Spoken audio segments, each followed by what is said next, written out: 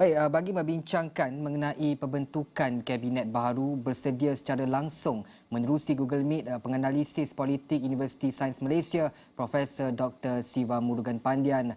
Prof, selamat pagi. Terima kasih kerana sudi bersama dengan kami pada pagi ini. Prof, bantu kami untuk faham bagaimana pembentukan kabinet ini mampu dilaksanakan dalam keadaan kerajaan perpaduan yang banyak dengan parti-parti politik, Prof. Ya, yang pertamanya saya rasakan yang perlu kita tahu adalah pembentukan kabinet ini penting di dalam usaha memulihkan kestabilan dan juga memastikan bahawa soal perpaduan tidak dikompromi. Dan saya percaya dari situlah ia akan menjadi asas ke arah pembentukan sebuah kabinet berwajah Malaysia merentasi pelbagai blok di Semenanjung, Sabah dan Sarawak. Kedua, ia juga harus mempamir asimilasi politik, bagaimana kemampuan untuk menerima dan juga berkompromi ke atas beberapa perkara melangkaui kepentingan politik supaya menampakkan karakter kebangsaan ataupun nasional. Di sini, ia membawa kepada persoalan sejauh manakah kabinet ini mampu untuk bergerak ke arah konsolidasi elit politik. Konsolidasi politik ini penting supaya ia akan memberikan satu kekuatan kepada kabinet ini. Walaupun ia terdiri daripada pelbagai blok yang pernah bersaing di dalam ketika berlakunya pilihan raya, di dalam kabinet saya percaya mereka akan berpegang kepada agenda besar Perdana Menteri Datuk Seri Anwar Ibrahim. Mereka juga akan mempamir kekuatan berdasar kepada kewibawaan, ketokohan, kemampuan dan juga kebolehan untuk memastikan apa saja proses pemulihan yang mahu dilakukan itu dapat diatasi. Barulah kepercayaan kepada kabinet dan juga keyakinan kepada kabinet ini dapat dihasilkan. Maka berteraskan kepada usaha ke arah konsolidasi elit politik dan juga ke arah memastikan asimilasi politik itu lahir dalam kalangan pelbagai blok merentasi Semenanjung, Sabah dan Sarawak.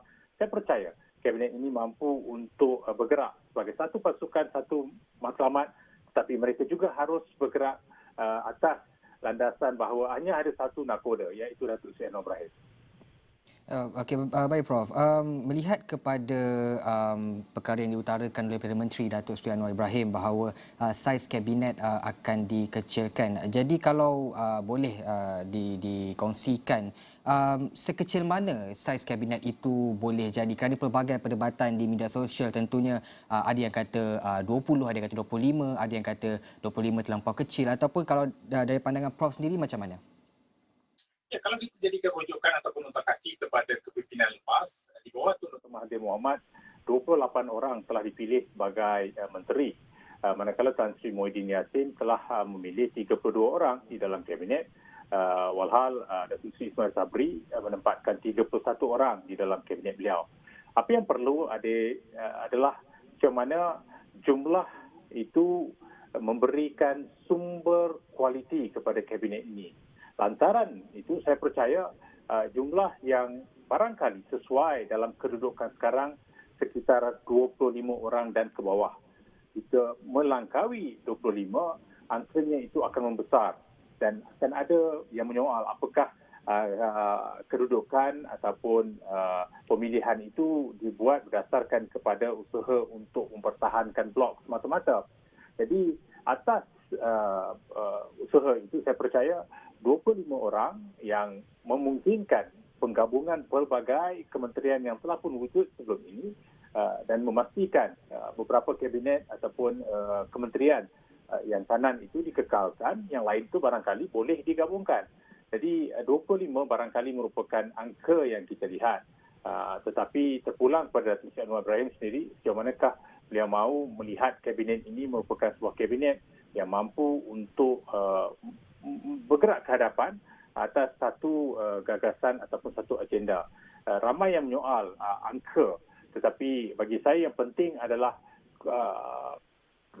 kualiti yang mahu dipamir dalam kabinet itu lebih utama dan juga sejauh mana ia bukan membawa kepada soal kelayakan ataupun soal integriti, tetapi soal kewibawaan kabinet itu jika dapat dikelompokkan dalam satu saiz yang kecil, yang dirasakan serasi dengan demografi, geografi kita, maka itu barangkali boleh memulihkan semula kepercayaan dan keyakinan kepada ketokohan ahli kabinet yang bakal berada dalam jemaah menteri ini. Ya Prof, bercakap soal kualiti dan kewibawaan kabinet, mungkin timbul persoalan, adakah kita akan melihat beberapa jawatan akan diberikan kepada mereka yang benar-benar boleh melakukan kerja dalam keadaan kabinet itu dikecilkan, atau macam mana Prof? Ya, bagi saya yang penting di sini adalah di samping melihat kekuatan blok yang ada, kedua kita juga harus memberikan keutamaan kepada kepakaran, kebolehan, kemahiran yang ada kepada seseorang pemimpin itu supaya itu akan membolehkan kita menghadam nilai kualiti yang kita harapkan daripada barisan kabinet ini. Saya percaya pemilihan oleh Datuk Seri Anwar Ibrahim ini sepasti akan dilihat sebagai satu batera yang berada dalam satu kapal dengan satu kapten, seorang nakoda. Sudah pastilah anggotanya itu juga mempunyai semangat dan juga kemampuan, motivasi, keazaman yang tinggi ke arah merakyatkan kepimpinan di dalam kabinet ini. Bila kita bercakap tentang kualiti, kita mahu melihat bagaimana apa saja perancangan itu dilaksanakan dan juga mempunyai hasil akhir yang baik, yang memberangsangkan, yang mampu untuk mendampingi keperluan dan juga kemahuan rakyat sebenarnya. Personaliti ataupun sosok ataupun figura yang bakal berada dalam jemaah menteri ini mestilah seorang yang boleh mengenepikan kepentingan politik dan bergerak ke arah satu asas yang sama, satu matlamat yang sama, dan di situlah saya rasakan memerihalkan bagaimana asimilasi politik itu berlaku, bagaimana konsolidasi politik itu berlaku supaya ia juga akan memberikan satu suruhan kepada masyarakat di luar bahawa ini merupakan pasukan yang mampu untuk melangkaui kepentingan apa saja dan memberikan keutamaan kepada soal apa yang perlu dilakukan untuk rakyat. Dan saya percaya itu mampu dilakukan jika pemilihan itu dilakukan berdasarkan kepada kewarasan politik, kepada soal rasional dan praktikal kabinet ini dizahirkan dalam kedudukan persekitaran politik hari ini. Bermakna jika ada apa sekali ledakan ataupun hentakan daripada luar, kabinet ini mampu untuk mencari perdamaian politik, mampu untuk melakukan gencatan politik dan memastikan bahawa kualiti mereka itu tidak dikompromi. Ada nilai yang mampu dibawa bersama, ada pengalaman, ada ketokohan, ada kewibawaan, dan barangkali kita juga mahu melihat apakah akan ada beberapa pemimpin yang pernah berada dalam kabinet lepas juga dibawa masuk.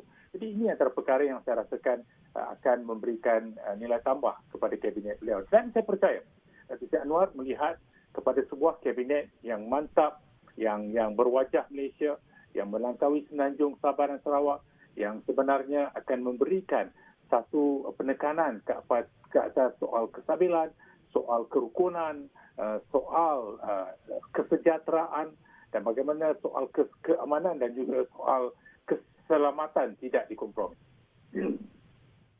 Ya Prof, merakyatkan kepimpinan itu merupakan satu orang kata frasa yang cukup tepat jika kabinet ini bakal dibentuk tidak lama lagi. Akan tetapi Prof, kalau kita lihat untuk beberapa jawatan yang dianggap kritikal dan memerlukan individu yang benar-benar berpengetahuan dalam bidang itu, wajarkah pelantikan itu diberi kepada mereka yang mempunyai ilmu serta pengalaman dalam bidang tertentu meskipun tidak memegang status ahli parlimen, ataupun bagaimana Prof? Ya, saya rasakan wajar kita berikan keutamaan di samping ahli politik, barangkali tokoh korporat ataupun mereka yang ada kepakaran dan juga kewibawaan barangkali turut boleh dibawa masuk dalam kabinet. Itu pernah menjadi amalan di dalam pelantikan kabinet sebelum ini. Kenapa tidak? Itu juga diberikan pertimbangan yang sewajarnya.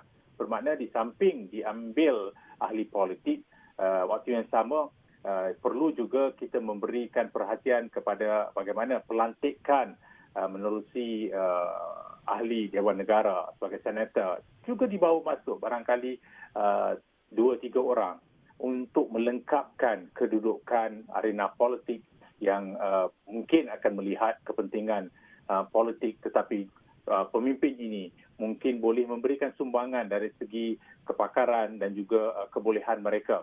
Tapi waktu yang sama kita juga tahu sekatan limitasi yang ada pada Perdana Menteri disebabkan oleh blok-blok ini juga akan ada permintaan kemahuan dan juga angka-angka tertentu yang perlu dipenuhi oleh beliau supaya ia tidak menjejaskan sokongan yang ada pada beliau. Tapi waktu yang sama, kita mahukan kabinet yang ada reputasi, kredibiliti dan juga yang tidak dipersoalkan kewibawaan mereka.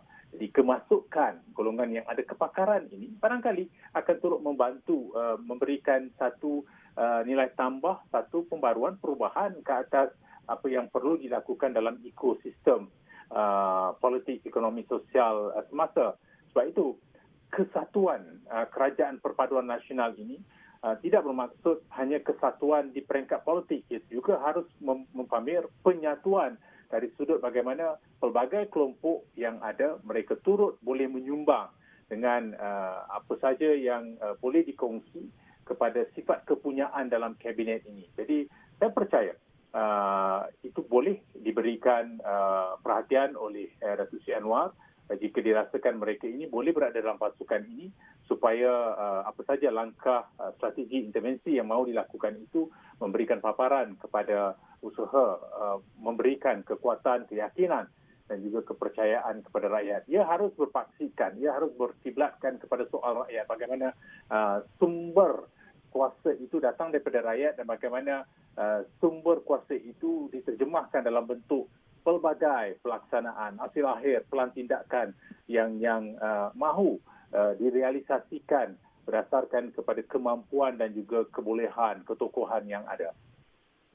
Baik Prof, tadi kita dah bercakap tentang individu yang berpengalaman. Namun bagaimana pula dengan individu yang mempunyai kes di mahkamah? Apakah bentuk konsiderasi yang boleh diambil oleh Perdana Menteri Datuk Seri Anwar Ibrahim dalam pembentukan kabinet kali ini, Prof? Ya, itu banyak diperkatakan akhir-akhir ini apakah soal integriti akan dikompromi oleh Datuk Seri Anwar Ibrahim. Saya percaya dalam soal ini kita harus melihat kepada real politik. Realiti politik itu harus kita gambarkan, kita imajinasikan. Kerana dalam konteks sokongan yang diperolehi di sini adalah blok-blok yang sebenarnya sudah menyatakan secara luaran ianya akan diperkuatkan dan juga diperkukuhkan dengan memberikan sokongan kepada Datuk Seri Anwar.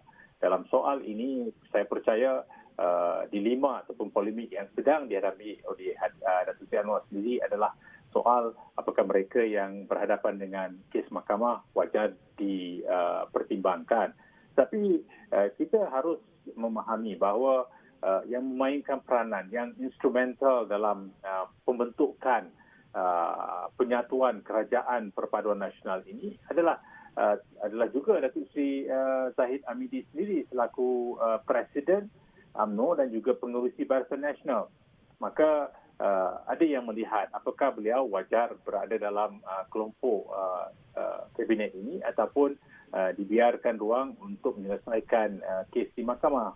Bagi saya yang penting di sini adalah bagaimana pelantikan itu tidak akan sama sekali membawa kepada soal mempertahankan mana-mana individu sekalipun. Termasuklah sama ada Syed Saddiq, Nguyen Eng, kesemua mereka sedang berhadapan dengan beberapa pendakwaan. Tetapi akhirnya jika dibawa masuk dalam kabinet, saya percaya Datuk Seri Anwar Ibrahim akan mempunyai alasan yang munasabah untuk memastikan ia membantu meneruskan kabinet ini berfungsi dan juga memberikan maksud dan makna kepada peranan yang boleh mereka mainkan jika sekiranya disenaraikan dalam kabinet ini. Bagi saya dalam soal ini bukan soal kelayakan ataupun soal integriti semata-mata, tapi kita juga harus melihat kepada soal realiti politik yang telah wujud selama hampir 2 minggu. Bagaimana peranan beberapa individu telah membolehkan pembentukan kerajaan ini. Akan ada mungkin kritikan, mungkin ada yang menentang dan sudah pasti Datuk Seri Anwar Ibrahim tidak mampu untuk memuaskan hati semua orang di dalam pelantikan ataupun pemilihan ini. Tetapi kewajaran pelantikan itu juga harus kita lihat berdasarkan kepada kewarasan politik, bagaimana pelantikan itu penting bukan saja untuk mempertahankan blok sokongan yang telah memberikan satu kekuatan kepada pembinaan kabinet ini. Waktu yang sama, beliau juga tidak mahu sokongan itu terhakis di dalam blok sendiri. Di dalam mahu mempertahankan blok yang ada dalam kabinet ini, ia tidak boleh menjejaskan blok-blok yang ada di dalam parti sehingga menghakis ataupun membawa kepada kelontoran sokongan kepada pemimpin tertentu. Jadi saya percaya soal integriti walaupun tidak akan dikompromi, tetapi soal kewarasan politik juga akan diberikan keutamaan dalam pembentukan kabinet. Ya, baik Prof. Pembentukan kabinet harus mempunyai kewarasan politik dalam membentuk sesebuah kabinet ataupun kerajaan perpaduan yang padu dan kuat. Terima kasih sekali lagi kepada Profesor Dr. Siva Murugan Pandian, penganalisis politik Universiti Sains Malaysia.